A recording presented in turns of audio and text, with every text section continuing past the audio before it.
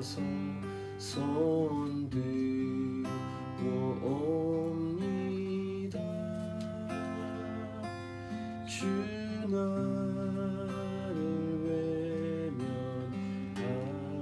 외면하시면 나 어디 가리까. 내 죄를 씻기 위하여 피 흘려주시니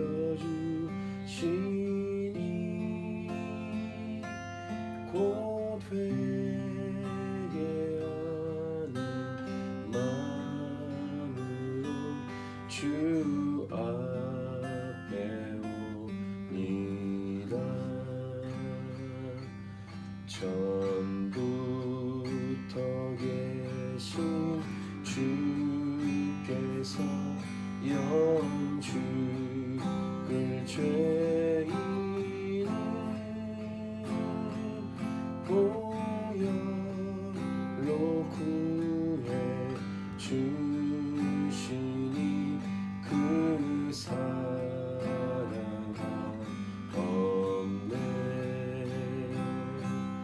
내 죄를 씻기 위하여 피 흘려주시니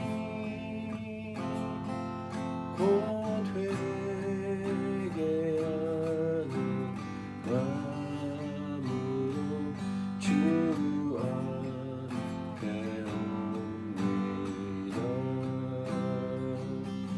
나의 수 의지함으로 큰 권능 받아서 주님께 구한 모든 것 늘 얻겠습니다. 내 죄를 씻기 위하여 피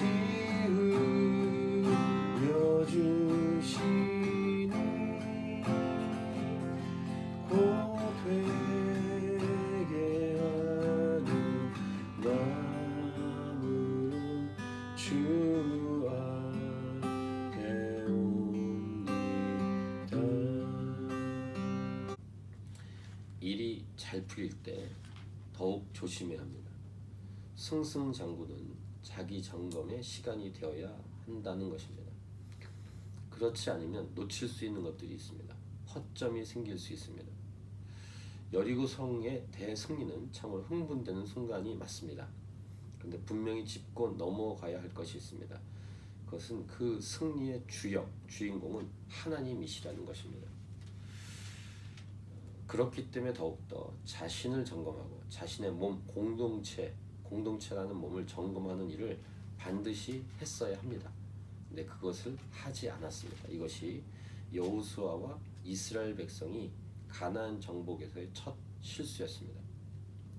1절 보시면 이스라엘 자손들이 온전히 바친 물건으로 말미암아 범죄하였으니 이는 유다 지파 세라의 증손 삽디의 손자 갈미의 아들 아간이 온전히 바친 물건을 가졌습니다. 여호와께서 이스라엘 자손들에게 진노하시니라. 이렇게 기록을 합니다. 어제 말씀드린 것처럼 오직 하나님 말씀대로만 해야 합니다. 그런데 이것을 점검하지 않고 그 다음 단계로 넘어가면 실패하게 되어 있습니다. 그러니까 시험이라는 부분, 메시지를 나누을 때도 시험은 그 시험을 합격이 돼야 그 다음 단계 레벨로 넘어갈 수 있는 것입니다. 근데 그 다음 단계로 넘어갈 수 없는 것은 그 시험을 합격을 못했기 때문입니다. 그러면 계속 반복해서 시험이 옵니다. 인생에서 마찬가지입니다. 그 시험, 그 일을 통과하지 않으면 동일한 레벨의 테스트를 하나님은 계속 하십니다. 자, 2절부터 5절에 점검하지 않고 이렇게 합니다. 2절 보시면 여호수아가 여리고에서 사람을 베델 동쪽 베담의 곁에 있는 아이로 보내며 그들에게 말하 이르되 올라가서 그 땅을 정탐하라. 그 사람들이 올라가서 아이를 정탐합니다. 그러니까 리더 여호수아가 점검하지 않고 그 다음 단계를 진행하는 모습을 볼 수 있습니다. 정탐하고 오니까 백성들이 하는 말, 아이성은 작은 성이었고 2, 3천 명만 올라가면 되겠습니다. 모든 백성을 수고롭게 하지 마소서, 이런 얘기를 듣습니다. 여기서 이제 백성들의 생각에 어떤 착각이 있습니까? 여리고 성이 마치 자기들의 능력으로 했다라고 착각하고 있습니다. 상대방이 작건 상대방이 크건 상관이 없다는 사실을 간구하고 있는 것입니다. 하나님께서 주시는 승리는 인원이 많고 적음에 달려있지 않습니다. 이 전쟁은 하나님의 전쟁이고 곧 거룩한 전쟁입니다. 하나님의 말씀에 순종하느냐 불순종하느냐의 여부에 달려있는 것입니다. 이것은 곧 저와 여러분의 인생이기도 합니다. 우리의 인생, 힘이 있고 재정이 있고 건강이 있고 잘 나갈 때 이런 등등 많은 일들이 있는데, 그런 것 때문에 잘 되고 못 되는 것이 아니라 하나님께 속해 있다는 사실을 항상 기억해야 합니다. 명심해야 합니다. 오늘 여리고성이나 또 이 어제 여리고성이나 오늘 아이성에 관련된 이 부분은 바로 저와 여러분의 인생을 이렇게 상징적으로 보여준 내용입니다. 3,000명쯤 올라갔다가 도망합니다. 패배하고. 이것을 얼마나 구체적으로 이렇게 기록하는지 5절 보면은 36명쯤이라고 디테일하게 인원까지 기록을 합니다. 그리고 여호수아는 낙담을 하죠. 6절부터 9절. 슬프도소이다 하면서 믿음 없는 소리를 합니다. 믿음 없는 소리를 막 열거합니다. 하나님 앞에서.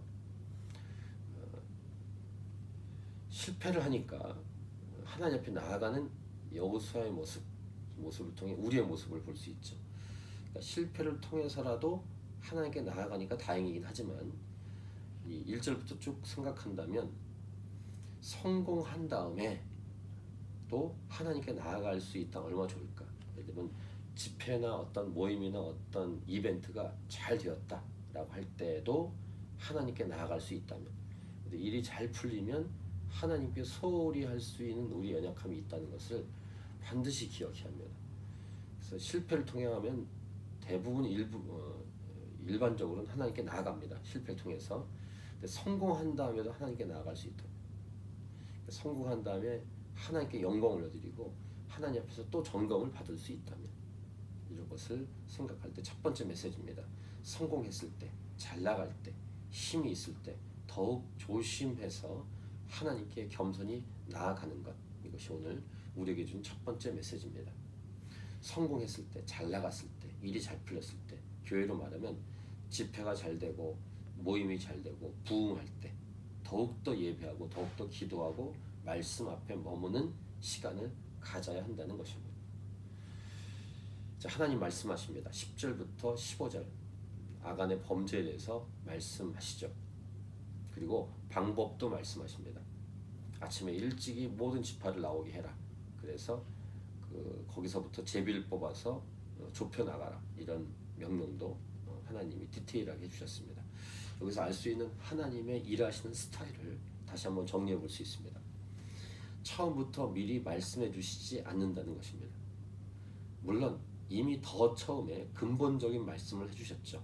하나님께 바친 물건에 손대지 말라는 경고를 했습니다. 그 다음은 놔두십니다. 스스로 깨닫게 하십니다. 실패를 경험하게 하십니다.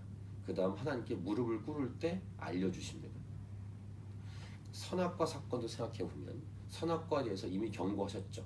그리고 기다리십니다. 그 다음에 선악과를 이미 건드린 다음에 하나님 말씀하십니다. 이것이 하나님의 스타일입니다. 이것은 하나님의 인격성을 말해줍니다. 인격적으로 대하시는. 하나님 말씀을 들었으면 자기가 알아서 처음부터 잘해야 됩니다. 처음부터 알아서 잘하는 것이 영성이고 실력입니다.